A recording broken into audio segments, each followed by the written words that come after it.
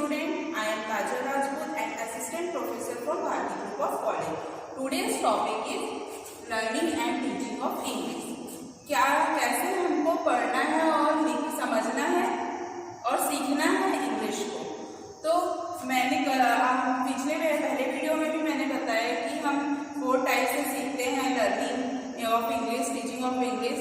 तो पहला तो हमारा LS को हम शॉर्ट फॉर्म में बोलते हैं LSRW, means listening, speaking, reading and writing. अब हम देखते हैं कि aims of learning English and reading क्यों जरूरी है इंग्लिश पढ़ना। तो फर्स्ट है to understand spoken English, to understand English, to speak correct English, to write correct English. क्यों जरूरी है कि सामने वाला जो बोल रहा है हमारे साथ इंग्लिश में बात कर रहा है तो हमको सबसे पहले उसको क्या समझना बहुत जरूरी है, इसलिए बोला गया है टू अंडरस्टैंड स्पोकन इंग्लिश।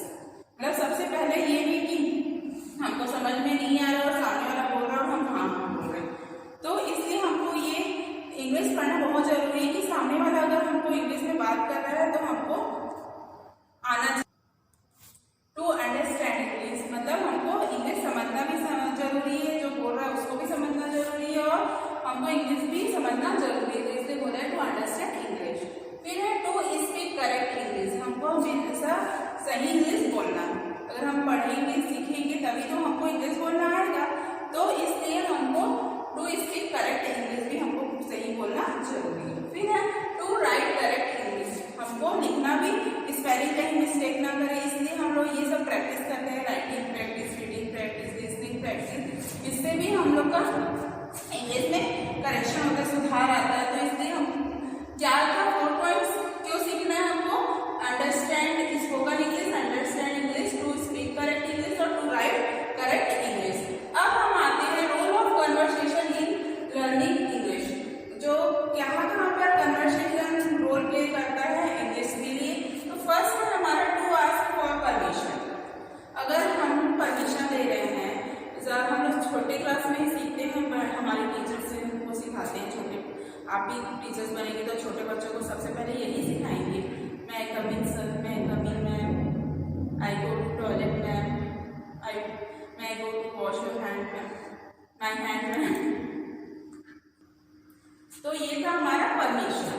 फिर है टू रिजेक्ट और एक्सेप्ट एन ऑफर, कोई रिजेक्ट और एक्सेप्ट करने का ऑफर जो रहता है उसको रिजेक्ट और एक्सेप्ट करने के लिए भी हम लोग कन्वर्सेशन यूज करते हैं। फिर to ask for direction in a town, अगर हमको कहीं जाना है तो उसका डायरेक्शन पूछने के लिए हम लोग कन्वर्सेशन कर सकते हैं कि किधर से कैसे जाना है, तो सामने वाला बताएगा लेफ्ट राइट ये सब।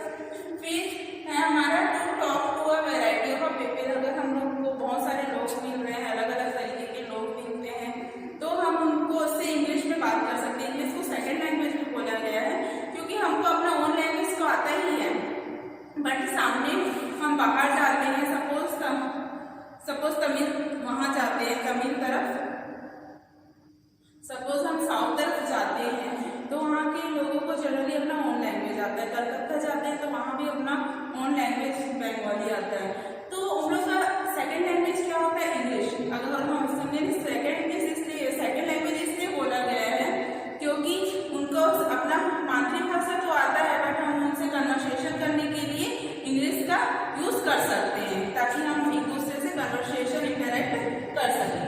फिर है टू हैंडल टेलीफोनिक कन्वर्सेशन, अगर हम टेलीफोनिक कन्वर्सेशन भी हमारे पास कॉल आ रहा है, कुछ हो रहा है, तो भी वो किस में कन्वर्सेशन रहता है, इंग्लिश। फिर है टू ग्रीट फ्रेंड्स सुपरविजन और स्ट्रेंजर, अगर कोई हमको मिल रहा है तो हम उनको ग्रीट करते हैं, सुपरविजन और स्ट्रेंजर को, तो ये सब भी हमारा कन्वर्सेशन में आता है। गुड मॉर्निंग, गुड आफ्टरनून, जो भी मिल रहा है उसको सबको सबसे पहले मिलने से विश करते हैं, ये सब भी हमारा कन्वर्सेशन में आता है। फिर टू डिस्कस आइडियाज, अगर हम अपने आइडियाज थॉट्स को डिस्कस कर रहे हैं तो भी हम इंग्लिश यूज करते हैं। तो ये सब चीज का हमारा कन्वर्सेशन जो रोल प्ले करता है, जहाँ पर हम लोग ज्यादातर इंग्लिश का यूज करते हैं। फिर आते हैं हम दो कंपोजिशन तो देख चुके हैं हम लोगों ने, लिसनिंग और रीडिंग। अब हम देखते हैं आज राइटिंग। राइटिंग क्या होता है?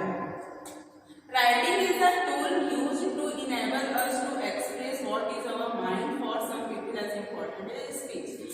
कुछ लोग को रहता है कि मन बट बोल नहीं पाते, तो वो किसके थ्रू अपना फीलिंग और थॉट्स एक्सप्रेस करेंगे? लिखने के थ्रू।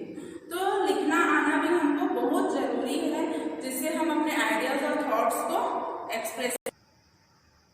फिर हम ये स्पीच हो गया। फिर अब ऑब्जेक्टिव्स ऑफ राइटिंग। क्या ऑब्जेक्टिव्स है राइटिंग के? Expression of ideas and thoughts in written form. हम अपने जो थॉट्स और आइडियाज हैं उसको हम रिटन फॉर्म में लिख सकते हैं। जो हम बोल नहीं सकते वो हम क्या कर सकते हैं? लिख सकते हैं। फिर it is preserve for spoken and communication. Communication करने के लिए भी हमको लिखने के लिए जरूरत रहता है। जब कभी हम कहीं स्पीच दे रहे हैं तो ऐसा नहीं है कि हमारे माइंड में हर चीज हमेशा सब चीज रहे, तो वो किस फॉर्म में रहता है? हम देखे होंगे डेस्क में सब रिटन फॉर्म में भी पेपर्स डायरीज रखे रहते हैं, उससे देख के बोलते हैं। तो इसलिए रिटन राइटिंग बहुत जरूरी है, एक पार्ट है टीचिंग ऑफ इंग्लिश का। फिर टाइप्स ऑफ राइटिंग। 3 टाइप्स के होते हैं राइटिंग।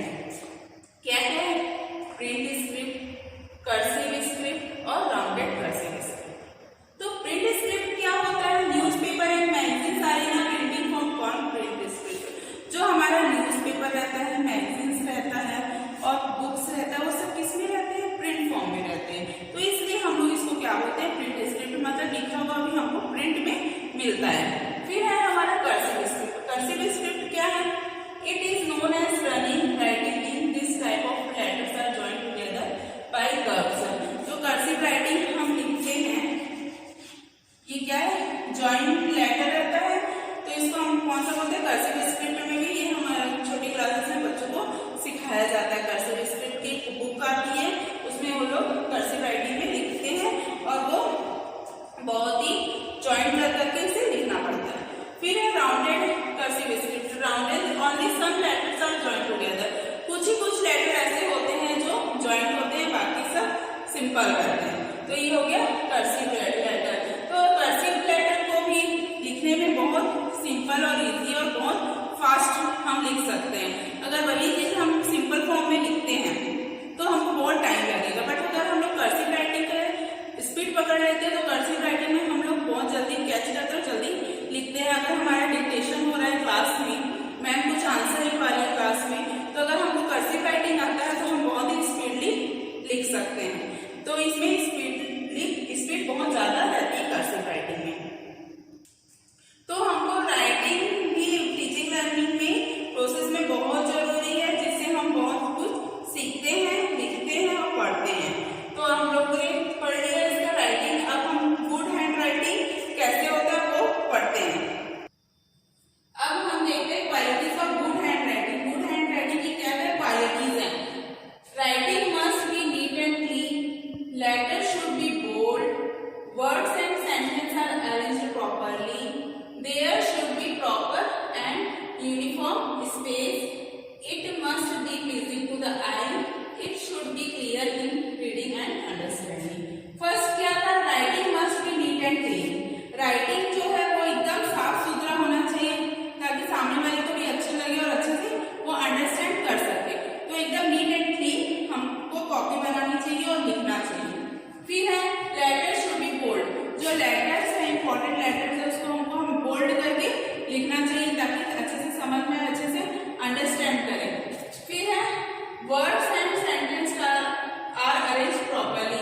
वर्ड और सेंटेंस है उसको प्रॉपर्ली अरेंज रहना चाहिए। ये नहीं कि फर्स्ट में हम कैपिटल लेटर या बिग लेटर लिख दिए और बीच में फर्स्ट लेटर तो हम कैपिटल लिखते हैं, फिर स्मॉल लिखते हैं। बट कभी कभी ऐसा होता है कि बीच में कोई भी वर्ड्स और कैपिटल में लिख दे, तो ऐसा नहीं लिखना चाहिए। हमको लेटर्स को प्रॉपर अरेंज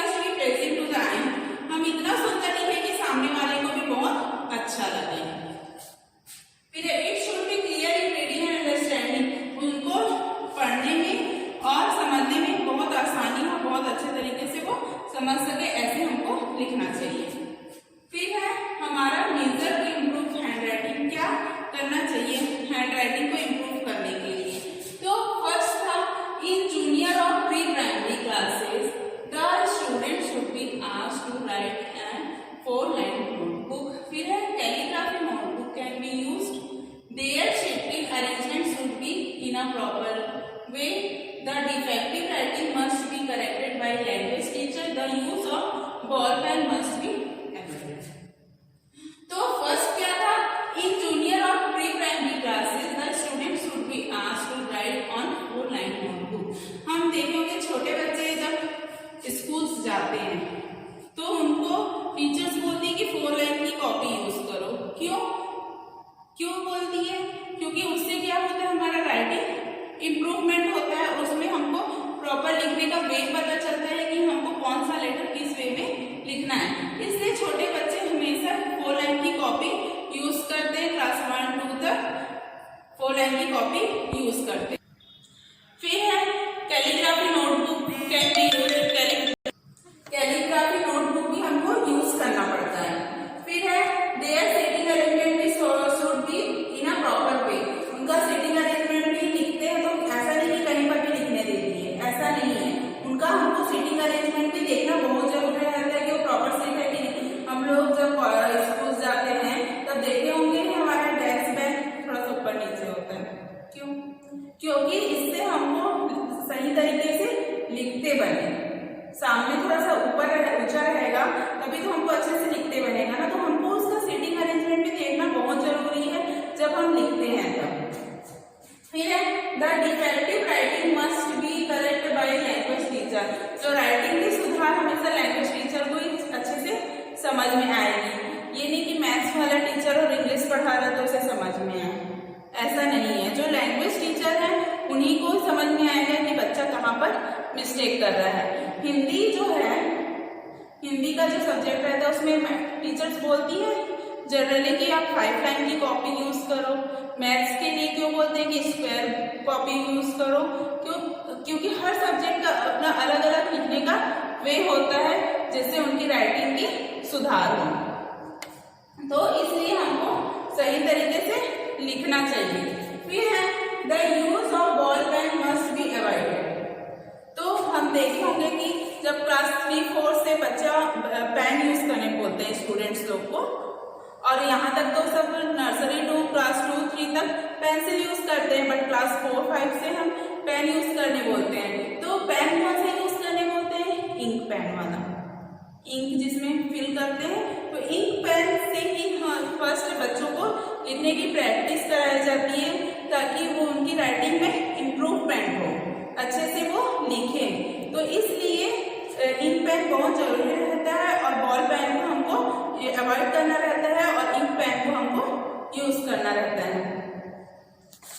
फिर तो ये था हमारा क्या है, इम्प्रूव ऑफ हैंड राइटिंग के लिए। अब समझ में आ गया होगा आप लोगों को कि जब आप भी टीचर्स बनेंगे तब आप लोग को यही चीज बच्चों को बतानी पड़ेगी कि वो 4 लाइन की कॉपी लेके आए, हिंदी के लिए 5 लाइन की कॉपी लेके आए और मैथ्स के लिए स्क्वायर कॉपी यूज करें, प्रॉपर लिखें। आप लोग देख होंगे जब टीचर से सिखाती हैं 3 लाइन कॉपीज में, अगर हम स्मॉल ए सिखा रहे हैं बच्चों को 4 लाइन कॉपीज में, तो एक लाइन तो हमारा ये ऐसा लिखवाती है A B। तो इसमें क्या प्रॉपर बच्चों के राइटिंग भी सुधरती है और वो प्रॉपर वे में लिखते हैं। अगर वही चीज स्मॉल में लिखा रही है मैम ए को, तो ये बीच की 2 लाइन में लिखवाएंगी, फिर ऐसा लिखवाएंगी। तो ये क्या है, क्यों ऐसे कराते हैं? क्यों? क्योंकि बच्चों की राइटिंग में इम्प्रूवमेंट हो। तो इम्प्रूवमेंट होगा कि वही अनाराम कॉपी के लिए, हिंदी कॉपी के लिए अनाराम लिखवाने के लिए 5 लाइन कॉपी यूज कराते हैं। तो ऊपर नीचे की 2 लाइन को छोड़ देते हैं, बीच के 3 लाइन में वर्क कराते हैं। क्यों? क्योंकि इससे बच्चों की राइटिंग में इम्प्रूवमेंट हो। तो हम लोग को हर चीज नोटिस करना पड़ता है, ये नहीं कि कुछ भी लिखे बच्चे, ऐसा नहीं है। आजकल सब CBSE स्कूल्स हो गए हैं, सब में राइटिंग को बहुत ही ध्यान दिया जाता है। राइटिंग में भी मार्क्स रहते हैं, प्रॉपर एक लेटर में भी इवन मार्क्स रहते हैं। तो हमको राइटिंग स्किल भी बहुत जरूरी है टीचिंग प्रोसेस में, ताकि और ये सब चीज को हमको ध्यान में रखना पड़ेगा कि बच्चा सही तरीके से बैठे और इंक पेन यूज करे। तो ये था हमारा इम्प्रूवमेंट ऑफ हैंड राइटिंग का। अब आते हैं हम मेथड ऑफ टीचिंग राइटिंग।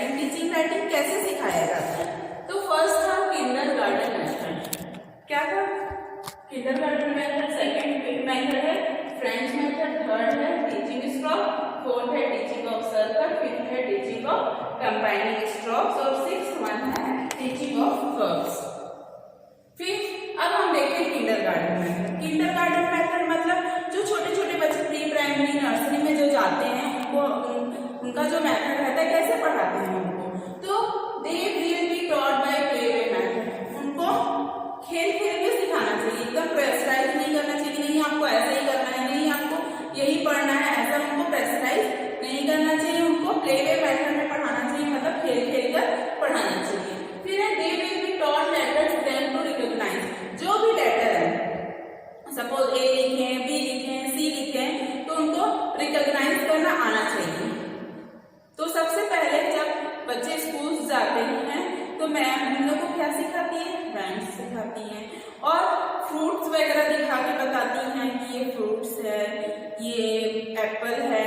और जब किंडरगार्टन के बच्चे नर्सरी के प्ले में जब रहते हैं बच्चे, तो कुछ महीने तो उनको खेल खेल में ही सब चीज सिखाया जाता है ताकि बच्चों का एंटरटेनमेंट हो और बच्चे खुशी खुशी पढ़ें। बस अगर उनके में प्रेशराइज नहीं करना चाहिए, अगर प्रेशराइज करेंगे तो बच्चे को इंटरेस्ट बिल्कुल नहीं आएगा। इसलिए हमको बच्चों को जब पढ़ाना है तो ज्यादा से ज्यादा उनको खेल खेल में ही पढ़ाना चाहिए। फिर आते हैं हम फ्रेंच मेथड। फ्रेंच मेथड मतलब जब बच्चा खेल खेल में तो आप लोगों ने पढ़ा लिया, फिर क्या होता है, बच्चा जब थोड़ा सा पैसे पकड़ना सीखता है तो उनको ऐसे खेल खेल में ये सब ऐसे करो, ऐसे लाइन खींचो, कुछ भी बनाओ ऐसे इस टाइप से, तो उनको मजा आएगा ताकि वो पेंसिल पकड़ना सीखे और पेंसिल का नीब को कैसे वो यूज करे। तो खेल खेल में ही ऐसे कुछ भी उन लोग से करवाना चाहिए, उसको हम बोलते हैं फ्रेंच मेथड। अब आते हैं इसके बाद थोड़ा सा सीरियस होना पड़ता है, तो टीचिंग स्ट्रोक्स। टीचिंग स्ट्रोक्स में हम उनको ऐसा लाइन बनाना सिखाएंगे, स्टैंडिंग लाइन, स्लैंटिंग लाइन, ऐसे जोड़ जोड़ के कुछ भी सिखाएंगे जिससे हमारे जो लाइन है स्ट्रोक्स से जो बनते हैं कुछ कुछ लेटर्स वो सीख सकते। जैसे हमारा हो गया ए, एम, एन और टी, एच, तो ये सब क्या है, स्ट्रोक्स का ही यूज है। ए बनाएंगे बच्चे, एच बनाएंगे, टी बनाएंगे, एम बनाएंगे, एन बनाएंगे, ये सब किससे सीखेंगे, जब तक उनको ऐसा प्रॉपर स्ट्रोक्स बनाना ही नहीं आएगा तब तक वो लेटर नहीं सीख सकते। तो सबसे पहले बच्चों को जब जाते हैं थोड़ा सा उनको खेल खेल से हो गया, फिर थोड़ा सा टेढ़ा मेढ़ा लाइन खींचने तो थोड़ा सीरियस होते हैं, हमको उसको स्ट्रोक्स लाइन सिखाना पड़ता है ताकि वो प्रॉपर स्ट्रोक्स लाइन खींचे। तो उसके लिए भी हम 4 लाइन यूज करेंगे कि यहाँ से यहाँ तक ये लाइन होना चाहिए, यहाँ से यहाँ तक ही ये लाइन होना चाहिए। फिर हम आते हैं teaching of circle. Teaching of circle क्या है कि उनको सर्कल सिखाना है, चाहे वो सेमी सर्कल हो या जैसा भी सर्कल हो, ऐसा सर्कल, ऐसा सर्कल, जैसा भी हो सर्कल। उसके बाद स्ट्रोक्स के बाद टर्न आता है सर्कल का। फिर आता है teaching of combining stroke. Combining strokes में भी बहुत सारे लेटर्स होते हैं, टी, बी, जी, तो ये सब हम लोग कंबाइनिंग स्ट्रोक से सीखते हैं। डी बनाना, बी बनाना, तो उनको कंबाइनिंग स्ट्रोक्स ऐसा सिखाना पड़ता है ताकि वो सर्कल भी यूज हो और स्ट्रोक्स भी यूज। तो ये था कंबाइनिंग स्ट्रोक जिससे बच्चा कंबाइन करके लिखना सीखता है। तो लिखने का भी तुरंत हम बच्चों को लिखने दे देंगे तो वो नहीं लिख पाएंगे, तो इसलिए हमको ये लाइन वाइज हमको पढ़ाना पड़ता है। फिर है टीचिंग ऑफ कर्व्स। कर्व्स बनवाना, उल्टा सी, सीधा सी, ऐसा, इससे हमारे कौन कौन से लेटर बनेंगे, सी बनेगा, एस बनेगा। तो ये कर्व भी हमको सिखाना बहुत जरूरी रहता है बच्चों को। तो ये था मेथड ऑफ टीचिंग राइटिंग जिससे बच्चा लिखने सीखता है किंडरगार्टन में। French method, teaching of stroke, teaching of circle, teaching of combining stroke, ये सब चीज को हमको बहुत ध्यान देना पड़ता है और हर एक लेटर के पीछे बहुत मेहनत करना। अगर हम बच्चों को ये सब सिखा लें, उन लोगों को ये सब लिखना आ गया तो उनके लिए बहुत ईजी हो जाता है जब वो लेटर्स लिख लेते हैं। तो ये बहुत हेल्पफुल रहता है टीचर्स के लिए। अगर दिए तो बच्चा बहुत इजीली ही उस चीज को लिखता है।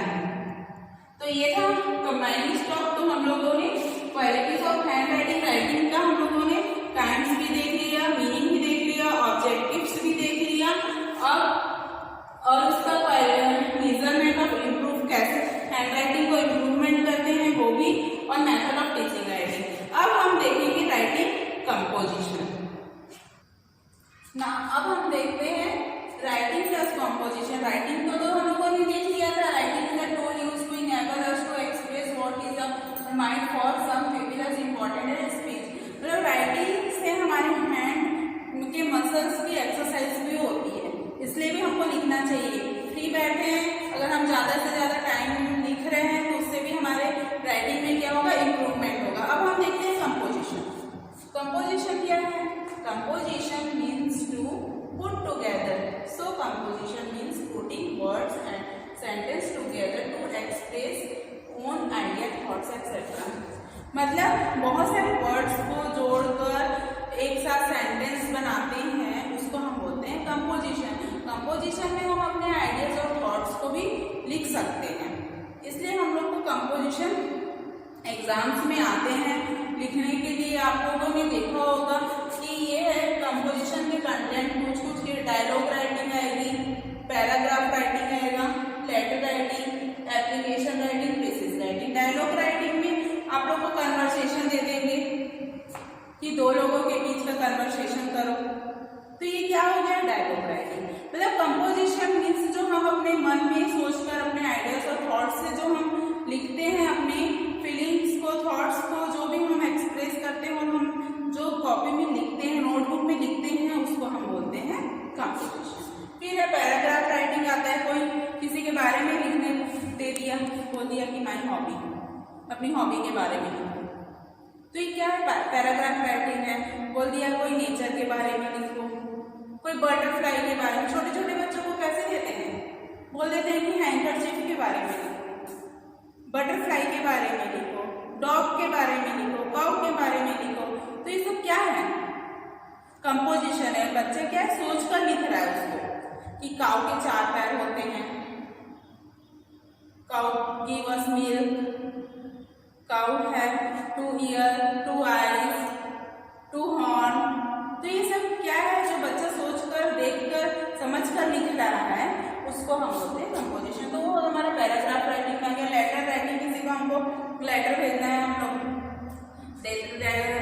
अपने फ्रेंड्स को लेटर भेजना है कि छुट्टियों का आता है लेटर राइटिंग लिखने के लिए, कि अपने फ्रेंड्स को इनवाइट करो बर्थडे पार्टी में, मैरिज सेलिब्रेशन में। तो ये सब क्या है, कंपोजिशन है, जो अपना थॉट्स, आइडियाज को हम सोच बस नहीं रहे हैं, बोल बस नहीं रहे हैं, उसको लिख रहे हैं। फिर application writing. Application writing office वगैरह और जरूरी स्कूल्स वगैरह में यूज होते हैं, फी कंसेशन के लिए, लीव के लिए। तो ये क्या हुआ हमारा एप्लीकेशन राइटिंग। फिर है हमारा थीसिस राइटिंग। एक बड़ा सा पैराग्राफ दे देते हैं, उसको हम किस तरीके से शॉर्ट करके लिखते हैं, उसको हम बोलते हैं थीसिस राइटिंग। तो ये सब राइटिंग कंपोजिशन, जो हम सब कनेक्ट करके सब चीज को, अपना आइडिया और थॉट्स को उसमें लगाकर लिखते हैं। डायलॉग राइटिंग में, पैराग्राफ राइटिंग में, लेटर राइटिंग में, एप्लीकेशन राइटिंग में और थीसिस राइटिंग में। तो ये था हमारा राइटिंग कंपोजिशन, जो हम वर्ड्स और सेंटेंस को पुट करके, टुगेदर करके एक साथ सेंटेंस बनाते हैं, लिखते हैं, उसको हम बोलते हैं राइटिंग कंपोजिशन। तो उसमें हम अपने आइडियाज और एक्सप्रेस को और थॉट्स को, एक्सप्रेस करते हैं अपने आइडियाज और थॉट्स को। फिर अब हम आते हैं टाइप्स ऑफ कंपोजिशन। कंपोजिशन के 2 टाइप्स हैं, पहला था ओरल और दूसरा है रिटन। ओरल कंपोजिशन क्या है, जो हम बोलकर बता रहे हैं। ओरल कंपोजिशन भी रहता है ना, बच्चों का बोल देते हैं कि story telling competition, recitation competition, debate competition. तो ये हमारा क्या है, ओरल कंपोजिशन है। तो कंपोजिशन भी 2 टाइप्स के होते हैं, उसको ओरली भी करते हैं और रिटन भी करते हैं। फिर है ओरल। ओरल में क्या है, इट क्रिएट सेल्फ कॉन्फिडेंस। अगर हम बोलेंगे तो हमारा कॉन्फिडेंस लेवल बढ़ेगा। फिर है it gives freedom to speak. इसमें एकदम फ्रीडम रहता है कि आप कुछ भी बोलो, मगर बोलो। कई लोगों को देखा होगा ना, आप लोग को स्टेज फियर रहता है, स्टेज में जाने से घबराते हैं। तो अगर आपका ओरल कंपोजिशन स्ट्रांग है तो आप कहीं पे भी खड़े होकर बोल सकते हैं। तो क्या है, इसमें फ्रीडम रहता है कि आप अपने मन का जो भी बात हो सामने वालों को बोलो। फिर है इट इम्प्रूव प्रोनाउंसिएशन। वो हमारा प्रोनाउंसिएशन को भी इम्प्रूवमेंट करता है कि हम जब बोलना है सामने वाले को तो हम पहले ही पढ़ेंगे, अच्छे से पढ़ेंगे और उसका पहले प्रोनाउंशिएट करेंगे कि इसका क्या प्रोनाउंसिएशन होता है, तभी तो बोलेंगे ना। ये नहीं कि जाकर हम खड़े होकर कुछ भी बोलकर आ गए, ऐसा नहीं है। प्रोनाउंसिएशन भी इम्प्रूव होता है उससे। फिर it take less time to present and thoughts. ये बहुत कम समय लगता है कि अपने आइडियाज और थॉट्स को सामने वाले को बताने में, कन्वे करने में। या रिटर्न फॉर्म में वही चीज रहेगा तो आप सोच के आराम से लिखोगे, बट वही चीज आपके पास बोलने के लिए बोल दिया गया तो आप बहुत अच्छे से बहुत जल्दी बोल लोगे। तो ये क्या, एक लेस टाइम, बहुत कम समय में अपने आइडियाज और थॉट्स को आप एक्सप्रेस कर सकते हैं। फिर it keeps the people active in class. अगर आप बोल रहे हैं तो सामने वाला भी आपको सुनेगा, बोल रहे हैं तो सबका कंसंट्रेशन आपकी तरफ रहेगा। मगर अगर वही चीज आप लिखते हैं तो क्या करते बच्चे, बदमाशी करते हैं पीछे से बैठ के। तो इससे ओरल कंपोजिशन में भी क्लास में जो मैडम समझाती है वो सब क्या है, क्लास में आपको एक चैप्टर समझा रही है तो क्या है, ओरल कंपोजिशन है। तो उसकी क्या है कि कॉन्फिडेंस बढ़ता है, फ्रीडम रहता है स्पीच बोलने के लिए, प्रोनाउंसिएशन में इम्प्रूवमेंट होता है और अपने आप आइडियाज और थॉट्स को बता सकते हैं बहुत ही कम टाइम में। और जो क्लास है वो क्या रहती है, एक्टिव रहती है जब आप बोलते हैं तब। अब आते हैं हम रिटन। रिटन में क्या है, to enable the student to express their thoughts in written form, to develop their imagination, to enable their skill in composition, to increase their vocabulary. तो फर्स्ट क्या है, to enable the student to express their thoughts in written form. कुछ बच्चे ऐसे होते हैं जो बोल नहीं पाते हैं, अभी मैंने बताया कि स्टेज फियर रहता है, तो उन लोग का रिटन भी कुछ लोगों का बहुत अच्छा रहता है। कुछ लोग अपनी डायरीज लिखने की आदत होती है कि नहीं, किसी लोगों को कि वो अपनी डायरी लिखते हैं। तो जो भी अपने थॉट्स या आइडियाज है वो सब किस में लिख डालते हैं, डायरी में लिख डालते हैं। तो ये सब क्या है, राइटिंग रिटन कंपोजिशन में आपका ये सब भी आता है, dialogue, paragraph, header, application, thesis. तो पैराग्राफ राइटिंग में आपकी डायरी राइटिंग भी रहती है, जो आपको अपने फ्रेंड्स के बारे में, अपने बारे में कुछ भी लिखना रहता है। डेली रूटीन का कोई रहता है, कोई अच्छा कोई बुरा, कुछ समय कोई अच्छा होता है, कोई समय कोई बुरा होता है, तो वो सभी कुछ लोगों की हैबिट रहती है कि वो डायरी में लिखते हैं। फिर है टू डेवलप देयर इमेजिनेशन। अगर आप इमेजिनेशन करने का आपको टाइम मिलता है, बट ओरल प्रेजेंटेशन में ऐसा नहीं है। जो है आपको सामने जैसा मन आ रहा है सब जल्दी बोलना रहता है। बट रिटन कंपोजिशन में क्या है, आप अपना सोच के आराम से लिख सकते हैं, इमेजिन कर सकते हैं कि नहीं ऐसा होगा, नहीं ये ऐसा होगा। तो इसलिए बोला गया है टू डेवलप देयर इमेजिनेशन। फिर है to enable their skill in composition. Composition लिखने के लिए भी वो इनेबल है, सही है। जब हम रिटन कंपोजिशन में जाते हैं तो हम लोग के एग्जाम में बहुत हेल्पफुल है वो, कि हमको जल्दी हम paragraph writing, letter writing, application writing लिख सकते हैं। तो ये क्या है हमारा, to enable their skill in composition. फिर है टू इंक्रीज देयर वोकैबुलरी। जब हम लिखेंगे तो हमारी वोकैबुलरी भी सही होगी, हमको बहुत सारे वोकैबुलरी का नॉलेज मिलेगा। तो रिटन कंपोजिशन भी बहुत कंपलसरी है लैंग्वेज में। तो आज हम लोगों ने aims of learning English India और role of conversation, writing composition और राइटिंग पढ़ लिया। Okay, thank you.